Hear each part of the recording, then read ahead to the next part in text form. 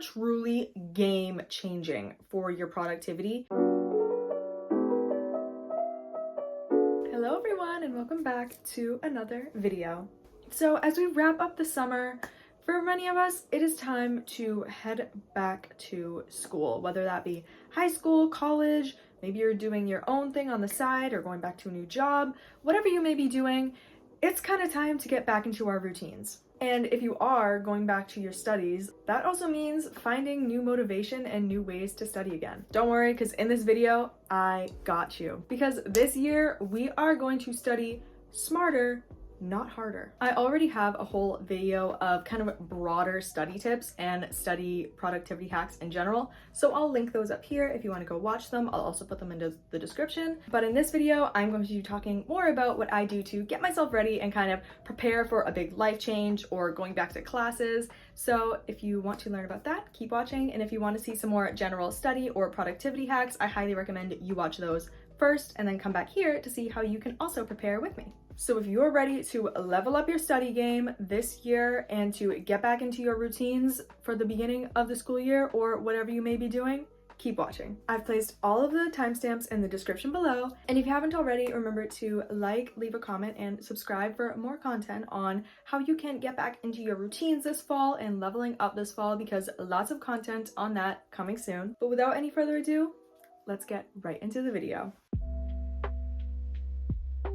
To start anything successfully, you need a plan, and that includes what we're going to be doing this fall. So to help us get ready for this new season, for this new school year, this new job, whatever new season in your life this may be, here's what we're gonna do to plan for it. We need to have a little plan for our first steps. So what I always start out by doing is getting a planner. I talk about planners in a lot of my study and productivity videos because they are truly game changing for your productivity and for your organization. So this is my planner for this upcoming year, which I absolutely love. I think it's adorable and cute. But the most important part of a planner is what is inside. So this is an academic planner, and what I love about this one is it goes day by day and month by month, and you can write out literally everything you have to do.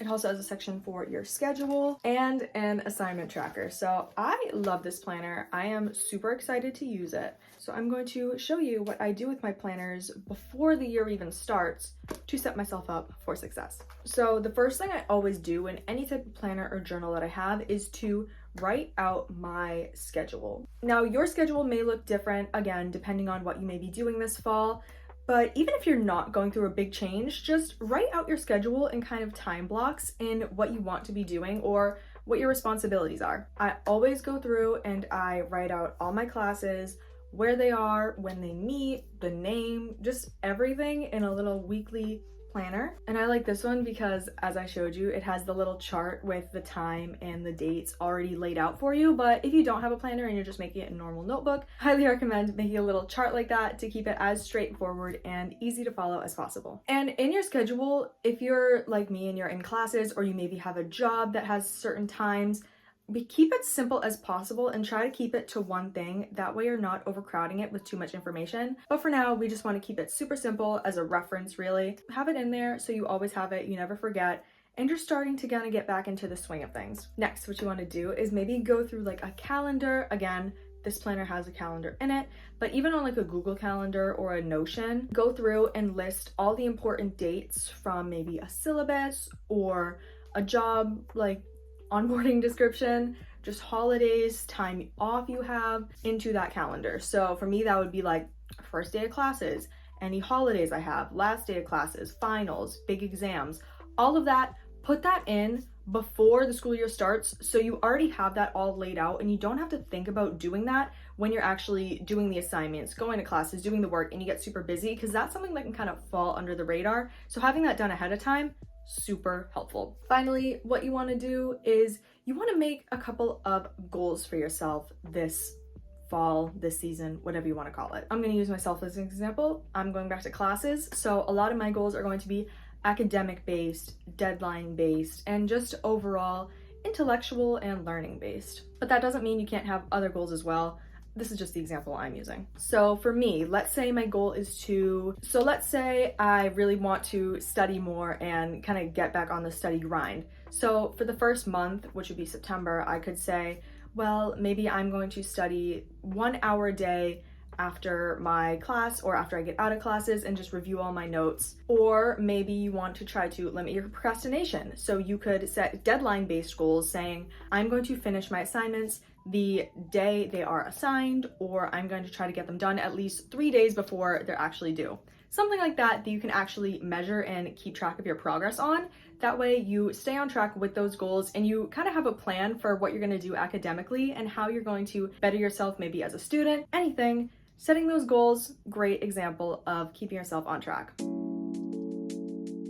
Now that we have our kind of plan, our outline for what we're going to be doing once the fall starts and once we get into our routine, I'm going to talk about a couple little things you can add into your study routine, work routine, daily routine. That's going to set you up for success and just help you feel better, feel less stressed, and have more time overall. Starting off, you need to set your own deadlines. This is especially helpful if you struggle with procrastination.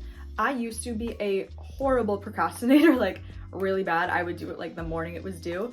But using this specific technique I'm about to talk about, I completely eliminated that whole like toxic trait of mine completely. Like I never procrastinate anymore because I do this. Why we procrastinate is because we often feel really overwhelmed and stressed. There's just this big task that we have to do and we just don't want to deal with it. At least that's why I struggled with it, and I know why a lot of the people that I know struggled with it. Breaking it down into your own deadlines kind of eliminates that completely. There's a bunch of different like categories for this. For this video, I'm going to focus on exam deadlines, like study deadlines, assignment deadlines, and big project deadlines. So let's start out with exam studying deadlines. So what you want to do for this is kind of build yourself a timeline of what you're going to study and when you're going to study it. So like, let's say you have a big midterm or a final coming up that's going to have a bunch of units on it. You don't want to be studying it all like 3 days, 4 days before the exam. That's not enough time to let that sink into your brain and for you to really understand it and be able to recall it on the test. So instead, I literally like set myself a timeline in like a planner or my Google Calendar, and I say exactly what I'm going to study, how I'm going to study it, and when I'm going to study it. So I'll give a quick little example of what I do for studying for a final, just so you can see how this would actually play out in real life. So I usually begin like fully studying, typically about 2 to 3 weeks in advance, usually 3. So what I do 3 weeks in advance is, to start, I will kind of take all of my notes and I'll gather them and I'll organize them into units. They're pretty much already organized into units, but I'll really kind of get everything in. Maybe I have some spare papers or anything, and I'll kind of organize it into the specific sections. That way it's really easy to study and go through in order. And then what I'll kind of do is I'll go through the individual note pages and make like full summaries while I'm looking at the notes of the really important things that maybe I highlighted or key vocab words and questions that I have, and I'll make that into like a mini section notes that I'm using, and those are going to be my notes that I will use to study for the final that has all the important info on it. So then week 2, I begin making my study guides, which I have a whole tutorial on how to do in that study video that I am going to link below. So if you want to learn how to do them, go watch that. But yeah, I make those, which are pretty much a blank template of all the information from the summarized ones, and I make sure to have those all completed for each section before I move on. This is also when I begin to make flashcards. So basically I'm just like preparing the materials that I'm going to use to really study and use that active recall, and really preparing for like really in-depth studying. Also, while I'm doing this, I'm still like reviewing my notes and just kind of refreshing up on topics that I may have missed by doing practice questions, making my own practice questions, again, making flashcards, just keeping the information fresh in my brain. Then finally, in the week leading up to the exam, I make sure I have all my study guides done and filled in, make sure I have all my flashcards done, and this is when I start doing the blurting technique to really reinforce the information that I have. This is basically when you write everything you know from memory, not looking at anything, not looking at your notes, your flashcards, your study guide, nothing, just writing everything that you can take from your brain right onto the paper, and then afterwards you go back and you look at your notes, the flashcards, the study guides, and you kind of fill it in with a different color or on a different page with everything you missed. and then you start over and do it all again. And this is a really great way to see what you know and what you need to study more. And then in the days leading up to that, I usually like to do that one day each per section, and the day before I'll kind of do like a little summary of all of them, do my flashcards one more time, do a couple practice questions, and then be like, all right, I'm ready, get a good night of sleep, let's do this. So that's a typical study timeline for me for like an exam, which is the most complicated, obviously, because it's very important, but I also want to talk about assignment and project deadlines that I set for myself. So depending on the assignment, it's usually pretty easy. I usually like to get little ones done like 48 hours after they're assigned, at least, if not the day of that they are assigned. But for like bigger, more major assignments that aren't really like projects, I like to have them done at least like 3 days before they're actually due. That way I have time to revise them if I need, ask any questions if I need, and just really make sure that it's polished before I submit it. And then of course, along the way, I also set little checkpoints for myself for when I want to have little specific parts done by. Now, it's kind of the same thing with projects, but I like to break it down even more because projects usually already have like specific parts that professors or teachers or bosses want to have done by specific points before you know the whole thing is due. But I think breaking it down for yourself just kind of helps you mentally process it and see what you actually need to do before you go and start tackling it head on. So again, I always like to have my projects done at least like 2 to 3 days before they're actually due. And I usually like to set my checkpoints by like weeks or days, depending on how long and how big the project is that I'm working on. And especially for projects that you're going to present like out loud or maybe with a team, have them done at least a week in advance. Give yourself at least a week to practice it with either yourself in your mirror or with your team, because you do not want to mess up on the presentation. Trust me, speaking from experience, give yourself at least a week to practice, either just with yourself in a mirror or with your team. I've had some late nights up practicing that I did well, but it took a lot of work to get to that point. Just to avoid that whole situation, give yourself enough time to practice, present on your own, present to maybe your friends, your family.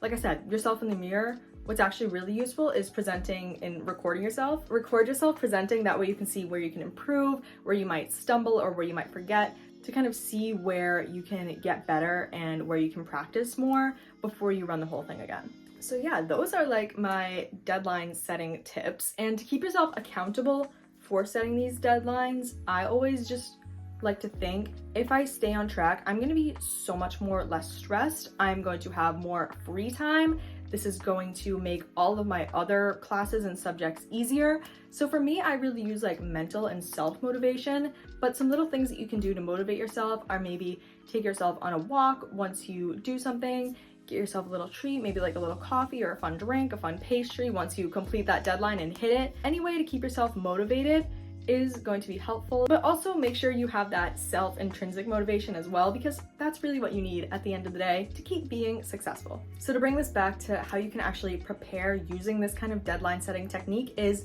if you have them available, before your classes start or before you start a new job or before the project starts, go in and see if there's already deadlines set for specific things. Put those into your calendar as well. And then make yourself accountable by setting yourself those deadlines and putting those into your calendar as well. So say you have a big project that you have to work on for a team, for your class, or for your job, and that deadline is September 15th. You have to have it done. Put that in your calendar and then put another note in your calendar and say, by September 12th, I want this completely finished. This is my own deadline.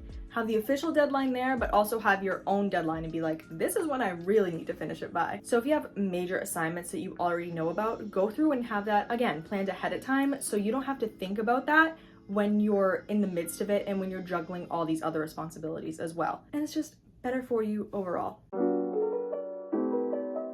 All right, and the final thing I do when I am getting ready is getting organized. This is a game changer for your productivity, for your success, for your motivation, for everything. Organization is literally the key. You can use notebooks, you can use digital notebooks, you can use anything, but just make sure you have some sort of organization system in place. Totally recommend getting separate ones instead of one big one, because the visualization at least really helps me, And I think it'll help you see like different classes and really allocate your time and your resources effectively when you see it all organized in front of you and see what you really have to do for each specific class, section, anything. Another pro tip is color coordinating. This is probably my favorite thing, and I have been doing this for years. Not only because I think it's really cute and I love how it looks, and not only does that motivate me, but it is so helpful for, again, visually seeing what you have to do, how much work you have for each class, each part of your job, each thing that you're learning. So to bring it back, I usually like to keep like each of my classes one color throughout the entire semester, which may seem a little bit excessive and like no fun because like, oh, I want to take cute notes. No, you can like, so example, say I have like a math class. My math class is going to be blue for the entire semester. I'm not saying that I have to stick to this one blue highlighter for the entire semester. I can use like this blue highlighter. That's a bad example because they're like the same color. I can use this blue highlighter, and as long as it's blue, that's great. It keeps the like cohesive color theme. That's how I like to do it. I know some people like to do it with like the same exact color throughout the semester, but I like to have more of like a little color palette. And so like blue, I'll use different color blues, or something's orange, I'll use like different shades of orange in my highlighters, my pens, anything. But color coordinating is so helpful and so useful, keeps you on track, and it's really easy to organize visually. It's also just cute and it makes everything look better anyways and more fun, because having that little aesthetic motivation makes it so much better and makes it so much easier to romanticize what you're doing and have fun with it. That's really like why I love doing it, but it's probably gonna help you as well, especially if you're a visual person like me. Totally recommend that. But to wrap up, highly recommend color coordination, because not only is it like fun and make everything look cute and just a lot better overall, but it's really good for organizing and keeping everything track in your brain, because you can associate specific things with specific colors. I just love it. I think it's great for organizing, and yeah, hope it helps you. All right, everybody, that is the end of the video. I wish you luck in whatever you may be doing. If you're going back to classes, starting a new job, whatever, I wish you luck. You're gonna do great. And I hope these tips can help you to be more productive with whatever you're doing, maybe even right now, just to motivate you to start getting into that new routine, and maybe try a couple of these things and see if they work for you. But with that all being said, thank you all so much for watching. I appreciate all of you. If you liked the video, make sure to leave a like and comment down below to let me know. See more content on how you can level up this fall and get ready for this new season. Subscribe below as well. Once again, thank you all so much for watching, and I hope you have a great rest of your day, night, or whenever you're watching this video. So thank you all so much for watching, and I will see you in the next one.